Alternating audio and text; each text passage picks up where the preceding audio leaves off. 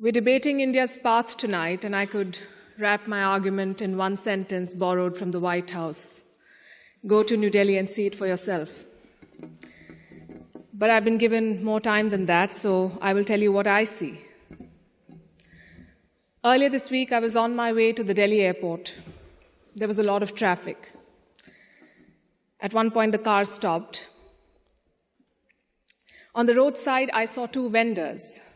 One was selling fruit, the other was selling coconut water. What caught my attention was not what they were selling, but how they were selling it. Both had a QR code prominently displayed. And every single customer walked up to them, scanned this QR code, and paid for their purchase, every single one of them. To me, this is a picture of today's India. It shows three developments, three of the many developments I shall list out tonight. Number one is financial inclusion. Both the vendors had a bank account linked to their mobile phone. Number two is internet or mobile penetration, what we call digital India. It was 15% 9 years back. It's 48% today. And number three is the airport traffic. It just keeps swelling, even though we are at the receiving end. We see what it shows. From 67 million 9 years back to almost double now. To me, these things signify the path that India is on. The previous speakers have defined the motion well, but in case the evening drinks have kicked in, let me repeat.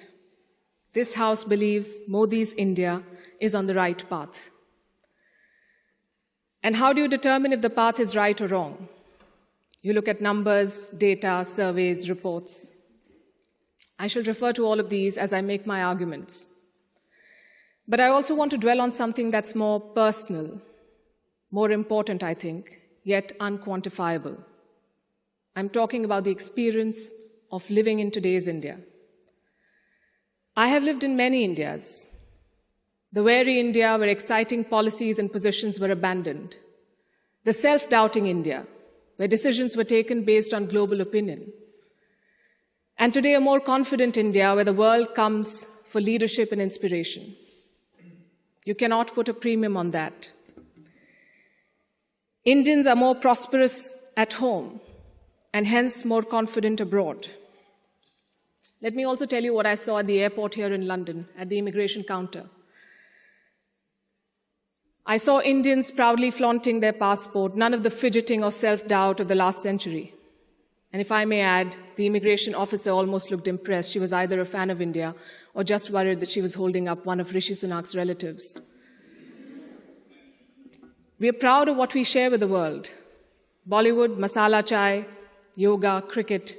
India today is a soft power giant. At the same time, India is not a timid democracy that tolerates terrorism or betrayals. When Pakistani terrorists attacked Kashmir's Pulwama, India carried out surgical strikes on Balakot. Today's India is not a pushover country. It's a world power denied.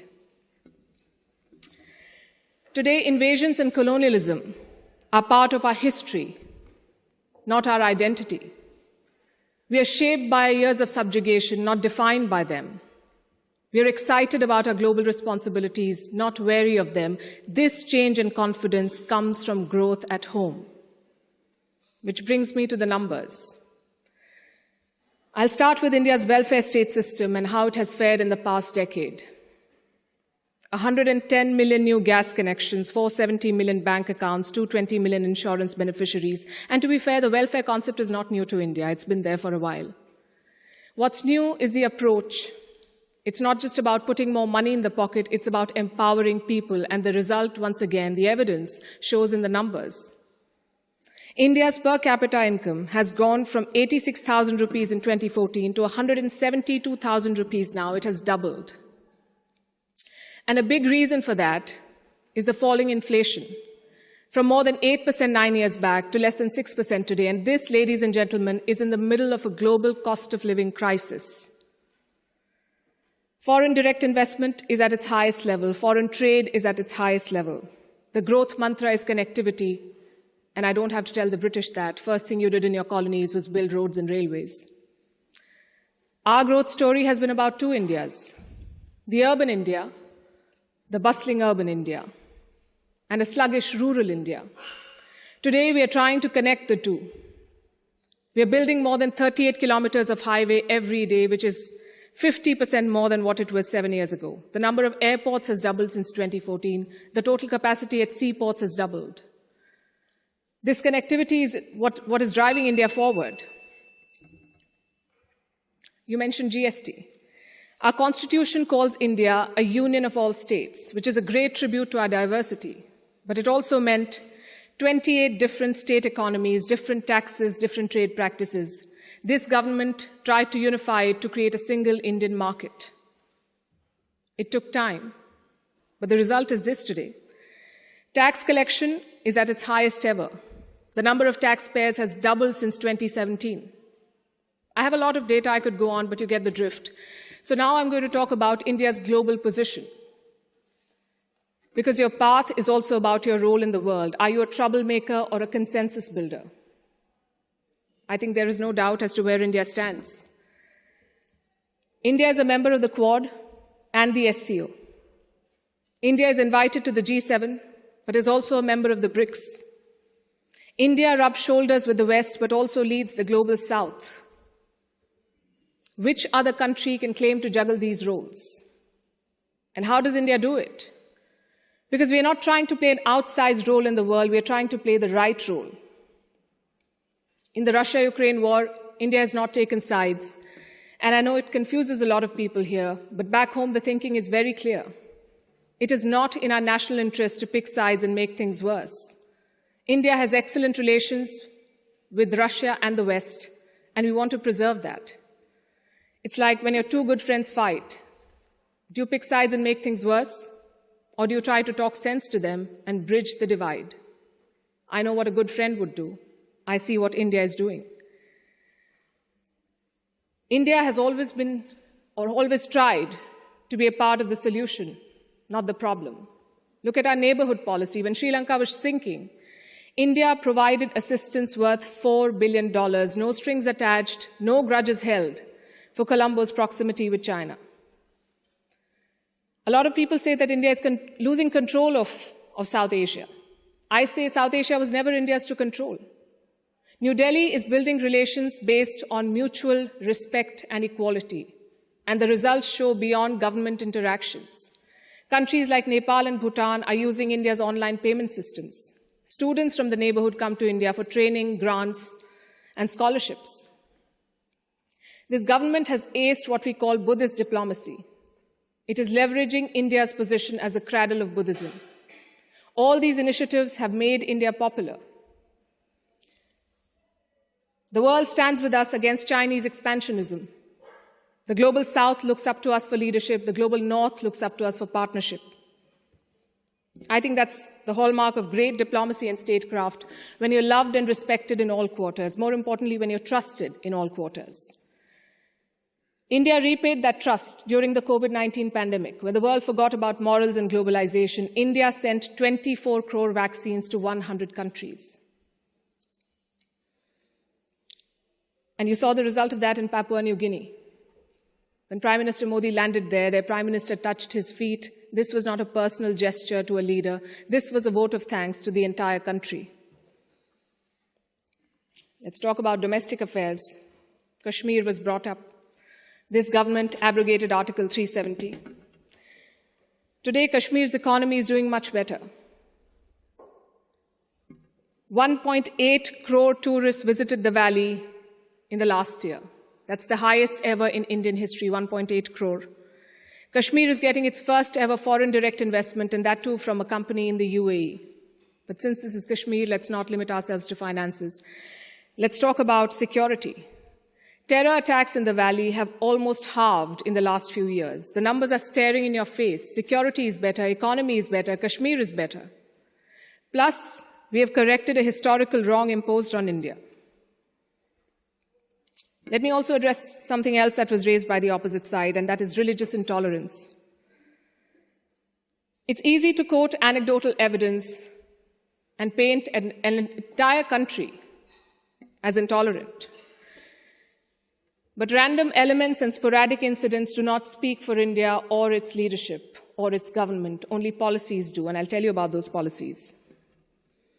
More Muslim students got scholarships in Modi's first term than the previous government. I'm talking about 2 million more Muslim students. If the idea was to marginalize them, why give them more scholarships? Look at the government's Hajj policy. Prime Minister Modi held personal talks with the Saudi regime to increase India's Hajj quota. In 2014, it was 136,000.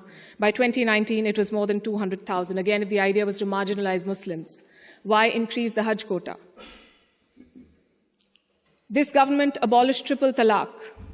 Would you call it reform or repression? Let me also tell you what a Pew study found in 2021. It runs counter to every argument that will be made here tonight. It found that 89% of all Muslims and Christians in India say they're free to practice their religion. I'll repeat, 89% of all surveyed Muslims and Christians, but no, let's build on perceptions and anecdotes, not on facts. I would also point you to all the social schemes, the bank accounts, the gas connections, the insurance policies. They're available to all citizens of all religions. Does that mean India cannot do better? Absolutely not. Even one incident of marginalization is one too many, but how would you judge an entire country's path? In fact, it struck me when I was invited for this event, why would Oxford University be interested in debating the path of Modi's India? Because India has defied Western predictions. It's the world's largest democracy charting its own course. India today has shed the burden of trying to comply with Western constructs. No amount of lecturing or virtue signaling is shaking India's confidence, and that is what unsettles critics. There are hit-and-run experts with no accountability who make pronouncements based on their political leanings to create an anti-India narrative. GDP growth won't touch 5%. There was corruption in the Rafale deal. The government was snooping in opposition parties using Pegasus. All of these make for juicy headlines. And they make it look like everything is wrong in India. But when a Supreme Court investigation finds no wrongdoing, when India's growth crosses 7%, who is questioning these experts? When an 85% Hindu-majority Karnataka votes out the BJP, is the West then lauding India's secular credentials? You see, to judge a country's path, you have to be able to separate agenda-driven narrative from facts. In conclusion, let me say this. For any country in the world, there is always a wrong path. Enough dictators and autocrats have shown us, but there is no single right path. Britain has its own right path. India has its own right path. As long as democracy is respected, as long as the Constitution is respected, I would say to each their own.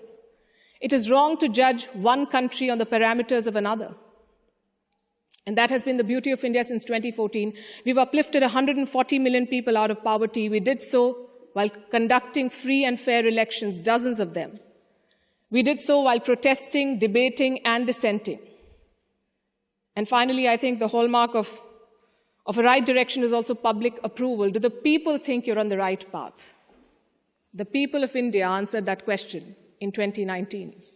Thank you.